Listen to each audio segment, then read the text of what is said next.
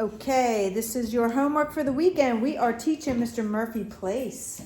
So get yourself a pet cot or a bed. You can even use an area carpet. For a puppy, it's going to be much easier to teach him on a pet cot.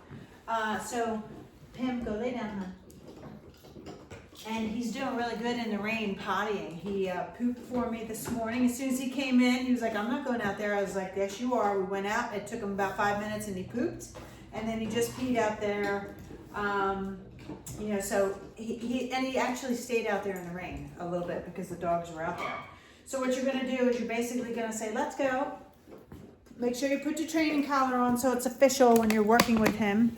And then you're going to, if you have like a little space in your place or, where you can make a lap around your room and then you say, bring him up and say place.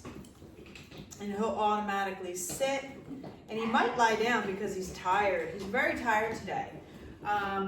Nice, he's staying there.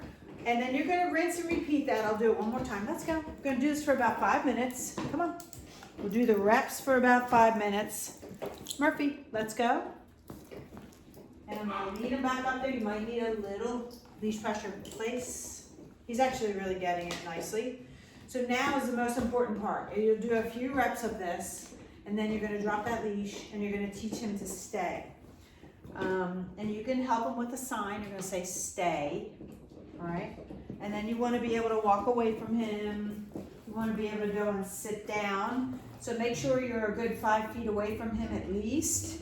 If he goes to follow you, because he often will, just step back into him and nicely put him back on. Good job. You can pet him when he's doing, we call this duration. When a dog can stay put, it's called duration. How long can they do this for duration?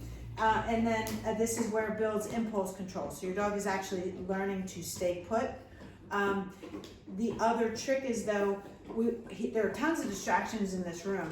So we got distractions, we have duration going on. And then the other thing is, the 3 Ds, duration, distractions, and it'll come to me, and I'll tell you what that is when it does come to me. But in the meantime, you get the idea of what I'm looking for here. And you want to get him, young puppy like him, you want him to be doing this for 15 minutes. So you can go ahead and distance is the other thing. So I'm going to get my chair over here, a little distance away. I'm going to sit down. Not too far, because he's just beginning to do this. Stay. And you can tell him at a distance to stay. Hold your hand up to give him that signal. Okay, and look, we got another distraction in here. This is really good.